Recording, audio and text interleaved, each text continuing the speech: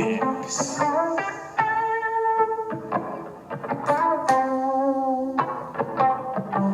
you ready? Are you ready to get your fix? Are you ready? Are you ready to get your fix? Are you ready? Are you ready to get your fix? Are you ready? Are you ready to get your fix? Are you ready? Are you ready to get your fix? Are you ready to get your fix? With the Wicks here on this beautiful Monday, June 13th, 2022, and welcome to the show, whether that's on Facebook or on YouTube. If you're on Facebook, do me a favor, hit the like and hit the share. If you're on YouTube, hit the subscribe. It'd be much appreciated. So, I hope you guys had a great weekend. I know I did. I got to go celebrate my uncle's wedding and his beautiful wife there. That was a fun time, an interesting time. That wedding was probably one of the better weddings I've ever been to, okay? Because, listen, short, sweet, straight to the point, okay? 15, 20 minutes. Beautiful. All right, then let's go out. Let's have a few drinks. Let's talk. Let's have some yard games and do our own thing. It was a great time. Had an interesting end to that celebration, but it is what it is. They got married. They have done their thing, and now I'm not sure what they're doing. It seems like they're on a little vacay/honeymoon type thing. Not really sure, but hopefully they're having a great time because I know I am, especially with diving into the world of the National Football League. A lot of stuff has been popping off, especially because Mandatory Minicamp has begun officially for a lot of teams. Last week? I believe it started for the majority, or at least 12 teams started last week. It's like a 3-day period. I think some of them started June 7th to June 9th. So 3 days. That's what Mandatory Minicamp is there for. It's why Minicamp, okay? That's the name of it, Minicamp. 3 days. Everyone comes in, veterans included. If you don't show up, you could be facing damn near close to $100,000 worth of fines. It's basically like a little over basically halfway in between $90,000 and $100,000 fine for all 3 days missed. And there's one guy who doesn't plan on going or attending Mandatory Minicamp. We'll get to that towards the end of the show. Otherwise, we got to talk about Eagles wide receiver who is an absolute burner, okay? He did something very special this past weekend, or I guess this weekend, making history, basically. So we'll talk about him in just a couple moments. We also have to dive into two-time Pro Bowler defensive end Carlos Dunlap, who has visited the Carolina Panthers. Another person that has visited a team would be David Johnson, who visited the Saints today. You'll get my opinion on what that means for the Saints going forward, a.k.a. what that means potentially for Alvin Kamara in that situation. Also, we have a couple key players that have shown up to Mandatory Minicamp, and they're pretty obvious, but it's a good start. So with that being said, we got to get to it. Are you ready to get your fix? So this weekend, actually, when I woke up this morning, I believe, we found out that the Eagles' rookie draft pick at wide receiver is fast as shit, okay? Super fast. They got an absolute burner at wide receiver. This guy, I believe, played for Oregon, however you guys want to say it. But rookie wide receiver Devin Allen ended up winning the 110-meter hurdles on Sunday. He finished with a time of 12.84 seconds, which is the third fastest time in history. That is absolutely ridiculous. I don't know track and field, okay? Never did it. Never thought it would be a fun sport to participate in because all that running, not a lot of people like running, and I am one of those people. Will not do it. But for those that do it and succeed at it, you can tell right off the get-go that they are very talented. Because I had a guy, actually a close buddy of mine, his brother, okay, absolute stud at cross country, track and field, fast as shit, long strides. Okay, I knew a guy from Waseca or whatever, Minnesota, whatever, that just, he's a professional athlete now in the track and field world or whatever you want to say. But you know, okay, when you got a good guy out there. Don't know what the events really all entail, but I do know to finish with a third fastest time in history is ridiculous. Now, how is this going to translate to the football field? Well, you never know, right? Because on the football field, you're running on turf or grass, and on a track, you're running on, it's not really tar. It's kind of like these little rubber beads that are really like pressed down together or glued. I don't even know what kind of surfaces it is, but I know it's rubber beads, basically compressed together and that they stick together. I don't know. But I know for one thing, in my experience, when I run on grass compared to cement, or I guess it's really not cement, I felt like I could run faster and a little bit better on grass. For some odd reason, I don't know why that was the case, but I felt like there was grip there, like all those bumps and stuff. It helped your feet and stuff kind of dig into the ground, where the cement and stuff, it's kind of just a flat surface and your foot's kind of going down. There's an arch in your foot, right? So those bumps that are on the grass, it kind of helps mold to that a little bit better, in my opinion. But there is one person, Darius J. Butler, who was on the Pat McAfee show, just got done watching that, or a little bit of that, where he said, look, we all know how this kind of goes, right? You see him do this magnificent thing until they get on the football field, and then they're a little slower. And I think that's what we got right here. He could have been joking, but you never know how this is going to translate to the football field, right? Because he's not being covered by any defensive back. He's not being covered by a Jalen Ramsey or somebody who's going to get in his face for the first 5 to 7 yards and kind of push him around and stuff until he gets that breakaway speed. But you're looking at a guy right now that kind of has the same speed, I guess, not really, I guess, until we see it, as like a Tyreek Hill. And that's huge for the Eagles, right? Because 2 years ago, they drafted Jalen Reagor.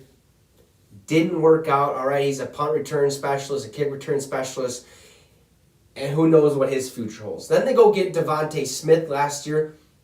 He's going to be a guy, okay? He's going to be their number one receiver. He's going to be the number one target for Jalen Hurts over there for Philadelphia. But bringing this type of speed, now you have a slot guy. You have a guy that can turn on the burners, basically, and create separation, give Jalen Hurts a little bit more time. Or I guess you go, how you want to put this, like give Jalen Hurts a better chance at completing a pass, like, oh, damn, he's already, all right, bam. And then it's a quicker release, basically, for Jalen Hurts. He doesn't have to wait as long in the pocket, doesn't have to worry about his line blowing the protection and stuff like that so he can get the ball off. So that's a huge thing to have, especially in today's NFL with how fast people are and how much bigger people are and all that stuff. So Devin Allen, absolute stud when it comes to the track and field. Let's hope that translates to the gridiron, the football field. In other news, two-time Pro Bowl free agent, defensive end Carlos Dunlap visited the Carolina Panthers today.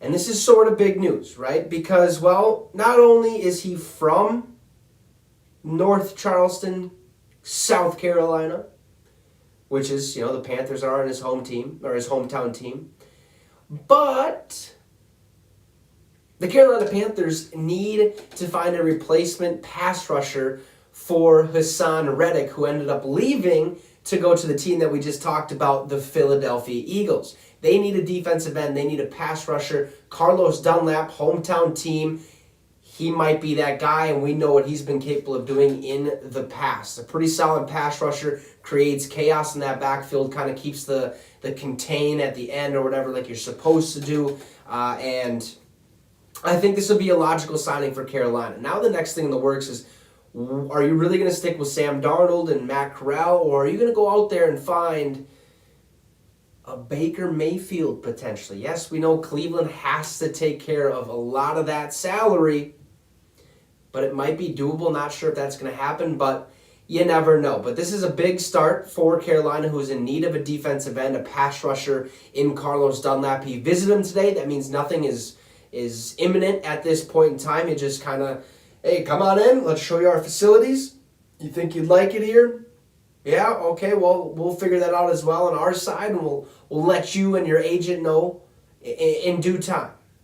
We'll get a contract set up, we'll get all that ready to rock and roll, and then, bam, we'll have you get signed. If this happens, if he does get signed, expect it within the week or the next 2 weeks for sure. So Carlos Dunlap, two-time Pro Bowler. All right, I believe he played for the Bengals. I'm not sure the other team, but he had visited the Panthers today, and hopefully he found his next team that he gets to represent. So with that being said, we'll get to that later. We'll get to that part later. So we know mandatory minicamp has started for basically every single team at this point. Okay, I think they start today. It's the 13th through the 15th, so we got today, tomorrow, and Wednesday.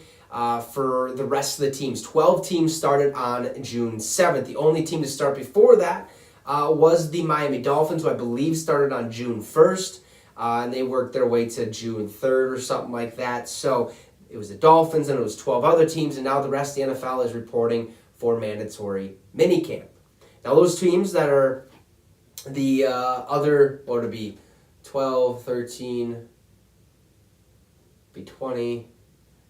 the other 19 teams that are reported to mandatory minicamp, they were the teams that didn't have a new coach, didn't have a new GM, and really they were kind of on the same page, right? But the 12 teams, or the 13 teams that started earlier, like the Vikings, like the Dolphins, like the Raiders, they started earlier because they got an early start on OTAs.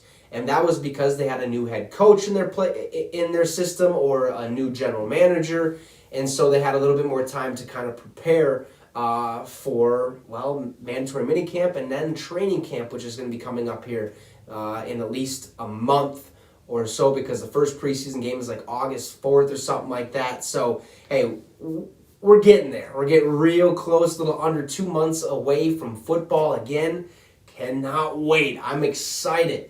I'm very, very excited to see what happens this upcoming season, because the new faces and the new places, the new head coaches, new refs, new GMs, what's going to happen? We have no fucking clue, okay? So that's going to be the most exciting thing about this season, is like the difference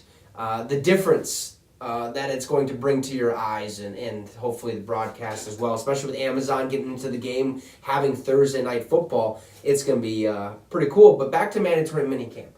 19 teams have started their mandatory minicamp today. And with that, obviously we're waiting for the key players who are going to be attending mandatory minicamp, like people that are seeking contracts but haven't got a contract yet.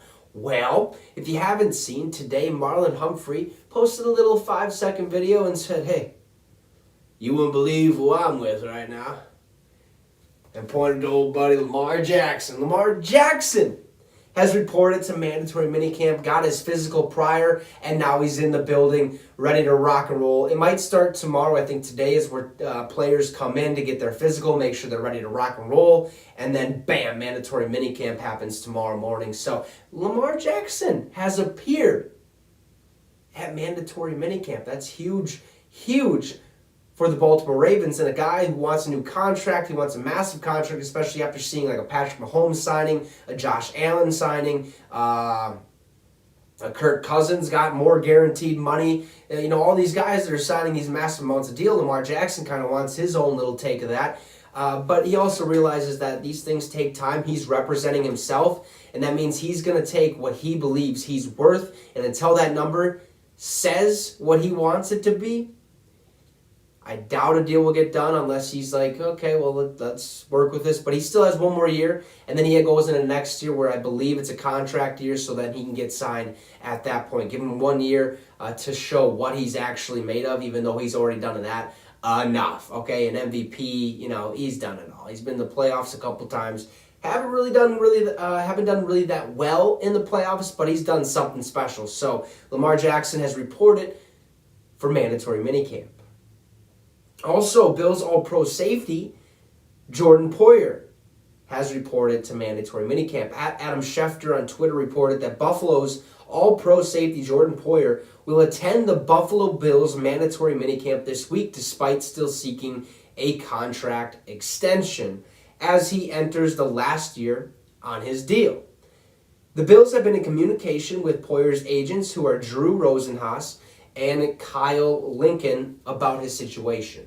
So obviously they're trying to get a deal done. They're in constant communication. Hey, what can we do to help this deal? What's the number he's looking at? What's the years he's looking at? And they're kind of, it's a process, right? Because you can't just be like, how about we'll give you 5 years, $200 million, signed and we're done, basically. No, because you got to work in the salary cap. Who knows what the salary cap's going to look like in the next couple of years? You can only imagine that it's going to continue to grow, because that has been the case for the past 10 years, except for last year, because COVID obviously took a little chunk of that. It was like $180 million when it was projected to be over $200 million. But now we're over that $200 million range. I think it's like $208 million for the cap space. And it's only going to continue to grow, especially with Amazon getting to the game. Who knows if Apple gets into the game, Google and all those guys. So this money's, it takes a little time to get contracts done. I think they'll get it done, or they'll find a way to get it done. But he has been reported to minicamp. As well as a guy that took down all of his pictures that included the Arizona Cardinals on his Instagram. That man who said, I want a contract now, okay? Otherwise, I ain't playing, basically. Kyler Murray has reported to mandatory minicamp. Even though there's a contract extension looming, he decided not to take those fines and show up, because that's the leader he is. And he realizes that if he shows up in person, they can have a conversation one-on-one about his situation and what he would like money-wise. Now, their general manager was on the Pat McAfee show, as well as their head coach a couple weeks ago, basically stating that we're going to get it done. Okay, it's going to happen. It's in the works. These things take time, like I just got done saying with Jordan Poyer. So Kyler Murray is going to get a contract extension. When that deal might get done, I have no idea, but they have about a month left to do so. Okay, July 15th, I think all contracts that are already signed basically by July 15th, those are the contracts you have for the rest of the season. No deals can be made done, nothing basically. Okay, I think contract extension, if they were to do something like that, I think it doesn't happen with this year. It's basically, okay, now it starts next year instead of added on to this year's contract. So Kyler Murray reported to mandatory minicamp, even though there's a contract extension looming, as well as Lamar Jackson and Jordan Poyer. Both need contract extensions. However, there's one guy that said, I want a contract extension, okay? Now. And until that is done, I don't plan on attending mandatory minicamp. Sorry about it. I'd rather take $100,000 worth in fines than show up for an organization that doesn't know if they really want me in their future. Okay? You want me? Come sign me. Come get me. All right? Otherwise, I don't need to show up. I'm the best player on this roster by far, on offense at least. Defense, that's a whole different other story. And remember how last week there was a couple wide receivers that got extensions? And you remember this whole offseason, basically, all the wide receivers that got extensions: Devontae Adams, Stephon Diggs, Tyreek Hill, Hunter Renfrow, Cooper Kupp, the list goes on and on. Christian Kirk. I mean, these guys got massive paydays. Allen Robinson. Okay? Mike Williams. But there's still a couple wide receivers that want their contract extensions. Like DK Metcalf being one of them. like Deontay Johnson being one of them for the Pittsburgh Steelers. But this guy said, nope, digging my heel in the ground. I ain't budging until you give me the extension. Terry, said Tyler last time or last week too. Terry McLaurin does not plan to attend mandatory minicamp. At Adam Schefter on Twitter reported that Washington wide receiver Terry McLaurin does not plan to attend this week's mandatory minicamp per source.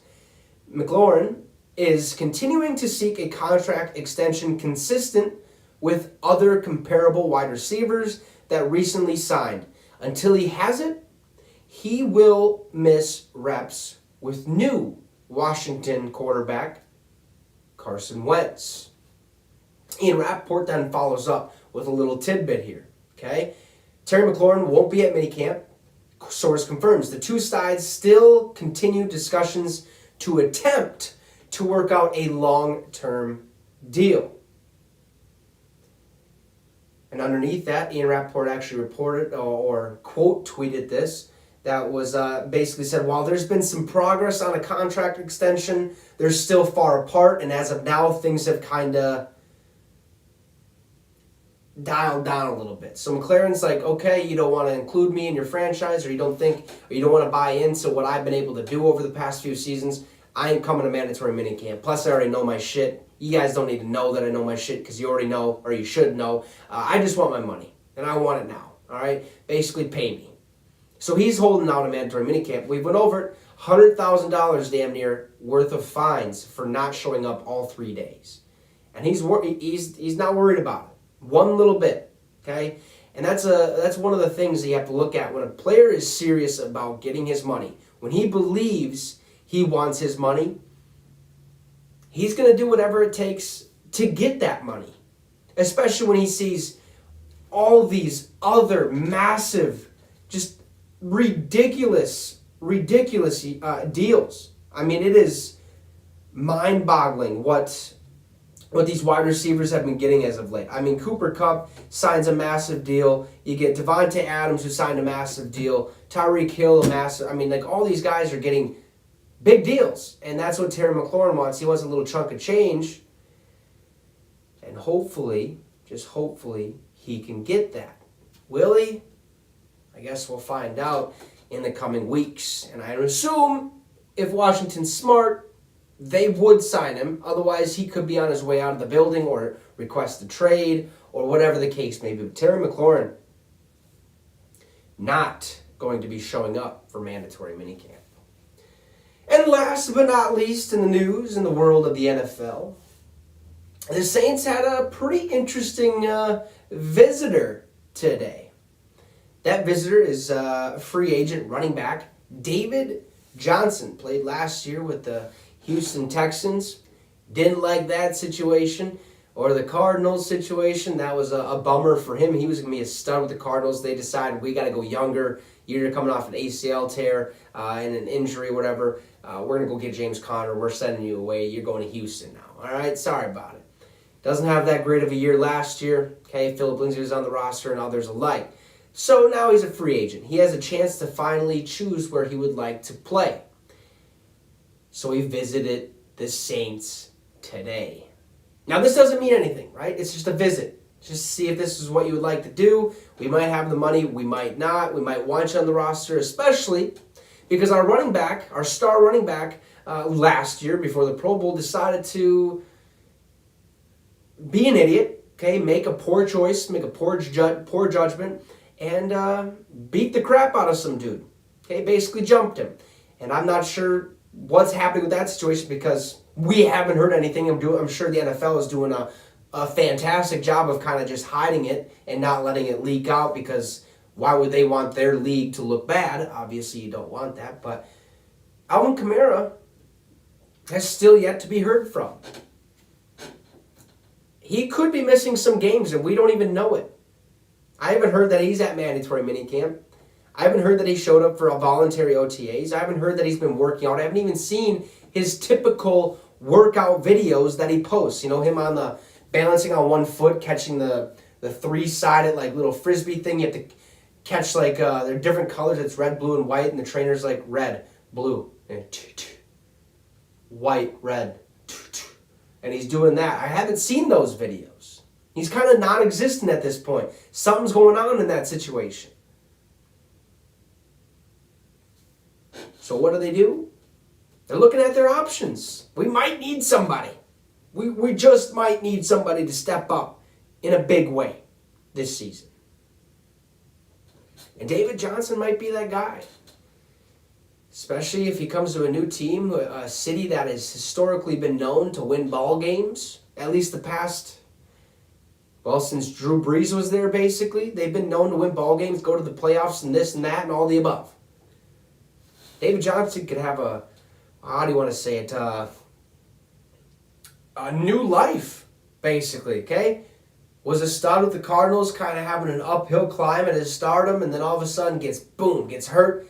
A little stagnant, goes to the Houston Texans, and since they start losing, his confidence goes down a little bit. It's not going too down, but it is. End of the season. All right, here we go. And if he goes to the Saints, it could just start going right back up, especially if Alvin Kamara's situation is not figured out, and especially if Alvin Kamara doesn't play this upcoming season. So David Johnson, who's a free agent, visited the New Orleans Saints today. Nothing is imminent, but do keep an eye on that because it would be a massive signing for the New Orleans Saints, and I think it would help them out tremendously, especially what they've already been able to do with adding Jarvis Landry to that wide receiver core with Chris Olave and Michael Thomas. I mean, whoo!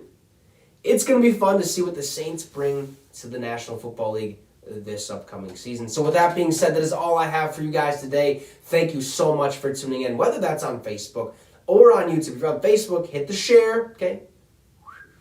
And then hit the subscribe, all right? Beep, beep. It'd be much appreciated. Go enjoy the rest of your day. It's a beautiful one out. It's hot as shit out, okay? It's been like that for the last couple days, but hey, who's complaining? I'd rather have it be 80 or 90 degrees than fucking negative 12 or 0, whatever the case may be, and snowy, icy, and having to worry about slipping on the ice. Fuck that. I would rather have it be warm like this. So go enjoy your day. Have a great rest of your night. Be safe out there.